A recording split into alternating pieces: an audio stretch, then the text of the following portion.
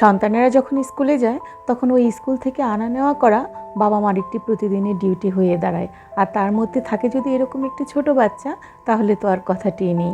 So hello viewers, প্রতিদিনের মতো চলে এসেছি বড় মেয়ের স্কুলে। সকাল এখন 10:30 মতন বাজে। এখন তো স্কুলে বার্ষিক পরীক্ষা চলছে, পরীক্ষা শেষ হবে 11টায়। কিন্তু অনেক সময় মেয়ে আমার একটু আগে আগে বের হয়ে যায়, তাই আমিও একটু আধ ঘন্টা আগে এসে বসে থাকি। আর এদিকে ছোট মেয়েটিকে বাসা থেকে কিচ্ছু খাইয়ে আনতে পারেনি, মাত্রই ঘুম থেকে উঠলো। তাই স্কুলে এসে ক্যান্টিন থেকে একটি কাপ কেক কিনে হাতে ধরিয়ে দিয়েছি। একটি চেয়ার পেয়েছি বসার জন্য, তাই রোদ্রে বসিয়ে কাপ কেকটি দিয়ে আমি পাশেই দাঁড়িয়ে আছি।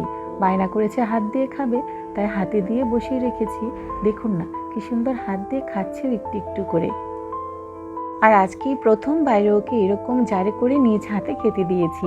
আর খাচ্ছেও ভারী সুন্দর করে, পাখির মতো ঠুকরি ঠুকরি একটু একটু করে, একটু ফেলে ছেলে নষ্ট করছে না। ওই যে কথায় আছে না, নেই কাজ তো খই ভাজ। তাই মা মেয়ে এখন হাতে কোনো কাজ নেই, বসে বসে ছবি তুলছি। হাতে একটি ফুল পেয়েছে, সেটি নিয়ে এগিয়ে যাচ্ছে। সামনে ওই যে আপুদের আসতে দেখছে, তাদেরকে দেওয়ার জন্য হাত বাড়িয়েছে। কিন্তু আপুদের তো এদিকে মন নেই, তারা তাদের কথা বলায় ব্যস্ত ছিল, তাই তারা দেখতেও পারেনি। আর আমি ডেকে বলতেই দৌড়ে এসে ওর হাত থেকে ফুলটি নিয়ে নিল। এদিকে দিদি বের হতে না হতেই উনি গিয়ে দিদির কাছে চুপটি করে বসে আছে। আর দিদিটিও হয়েছে তেমনই। যখনই ক্লাসরুম থেকে বের হয়ে দূর থেকে এই ছোটো বোনটিকে দেখে, তখন এমনভাবে দৌড়ে চলে আসে, কেউ দেখলে মনে করবে বুঝি কত বছর পর বোনটির সাথে দেখা।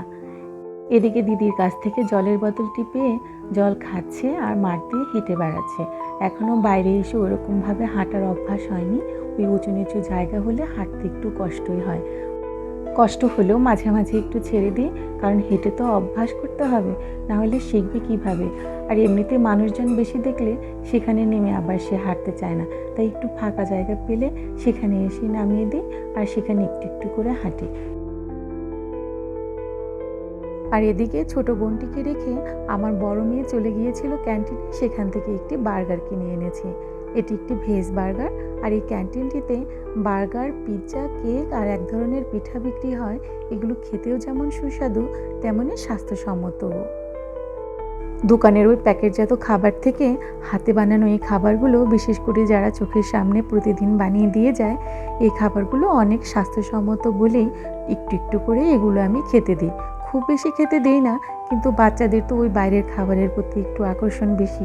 যতই বাসা থেকে নানা ধরনের টিফিন বানিয়ে দেন, তবু বাইরের এই খাবারটির প্রতি নেশা তাদের। কয়েকদিন আগে তো ক্লাস পার্টি হয়ে গেল, তাই অডিটোরিয়ামে এরকম বেলুন রয়ে গিয়েছিল।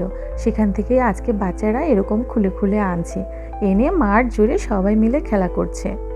তাহলে আজকের মতো ভিডিওটিও আমি এখানেই শেষ করছি। দেখা হবে পরবর্তীতে নতুন কোনো ভিডিওতে নতুন কিছু নিয়ে।